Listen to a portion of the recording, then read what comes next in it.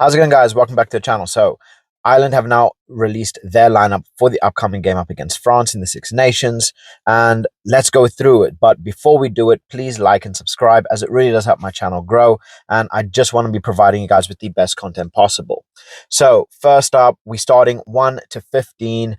Looking at the forwards, there's not too much change. We are seeing Dan Sheehan come in as hooker. Honestly, I was expecting Kelleher to be fit and ready and starting, and then having Dan Sheehan coming on from the bench to be an impact player.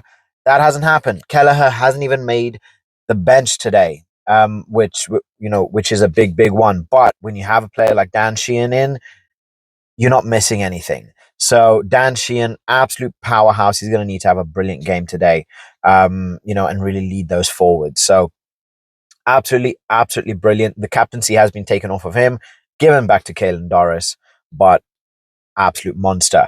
Finley Bealham coming in. Obviously, no sign of Tadhg Furlong. Honestly, I wasn't even expecting him to be part of anything. It would have been nice to see him play up, especially up in such a big game, but no sign of him at all. We do have Joe McCarthy come in, partnering Ty Byrne at lock. Obviously, a lot of people were kind of expecting potentially Byrne to come in at 6 instead of Peter Amani, but Amani is coming in. His experience is going to be crucial. The guy is an absolute bulldog. You know that there's going to be a fight. You know something's going to happen. It's going to be in your face, high pressure, high intensity, and Amani is exactly the kind of player that you're going to want, that bulldog of a player that's going to get under people's skin and that's going to cause absolute chaos. So loving to see Peter Amani here, finishing off his career on a high. Obviously we do have France. I do think he is going to continue to be that, consistent number 6 until he does retire. But brilliant to see. We then do have Josh van der Flier. No words needed for him. One of the best in the world and one of the best to do it. He's coming in at 7. Caelan Doris coming in at 8. Again, I was expecting it. There's no way they were going to be leaving Caelan Doris out, especially for a game like this. He had a little rest. I think he did pick up a knock, but he's back. He's ready. He's taking that captaincy, and he's gonna be brilliant. Obviously, we do have Jameson Gibson-Park coming in at 9. Like I said in my France video, this is really going to become a game of it's the battle of the nines, right? It's going to be the battle of the nines. Who can control their team better? Who can control the tempo of the game and make the best out of their passes? So Gibson-Park coming in at 9. Prendergast at 10. A lot of people were kind of hoping that Jack Conan or Crowley would have, taken that position. More specifically, to see Jack Conan maybe come in for Caelan Doris if he wasn't ready. Have Crowley come in at 10 because he obviously does bring a bit more of a physicality to him. But Prendergast's kicking game is going to be essential to this, and it's going to be key to how Ireland play. So Prendergast at 10. Our wings. Now this one's a little bit surprising. We have James Lowe, which isn't surprising at all. The guy's an absolute monster and one of the best 11s ever to live. But we have Jamie Osborne coming in at 14. So no Mack Hansen.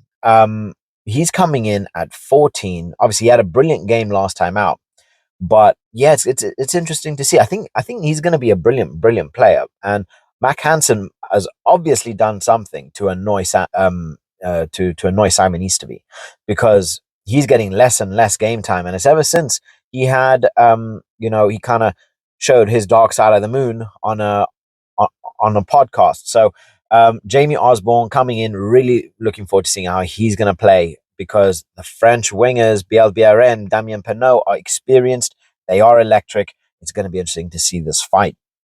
And then, no shock, Hugo Keenan at 15, one of the best in the world. And again, his ability to relieve pressure, to work the game, ball carrying is going to be crazy. I did forget Robbie Henshaw and Bundy Aki. So again, I was expecting this. No Gary Ringrose. because of the suspension. But when you have a player like Bandiaki, he covers for both. The guy, he's got everything you could possibly want. Yes, I am a very big Bandiaki fangirl. The guy is bloody fantastic and quite possibly one of the greatest, if not the greatest center in world rugby right now. Please debate with me and tell me how Bandiaki is not one of the best centers in the world. So, guys, phenomenal squad. Personally, I do have Ireland to nick it at the dying stages of the game. And I do see it as it's going to come down to the last few minutes.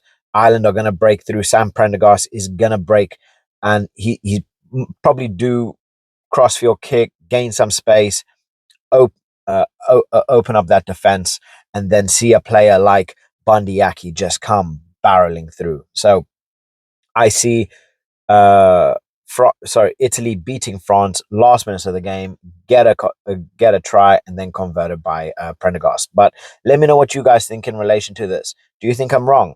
Um, I have Ireland to win this and then ultimately win the Grand Slam. So let me know what your thoughts in the comment section below. I want to hear what you guys think, and I can't wait for this game. There's so much hype around this game that it's got me buzzing. And so much is riding on this. The hopes of having Ireland get the Grand Slam, the hopes of having Peter Amani getting a Grand Slam win to end his career would just be the icing on top of the cake. That cherry that's just sets it so perfectly. So let me know what you guys think. And I'll catch you guys in the next one.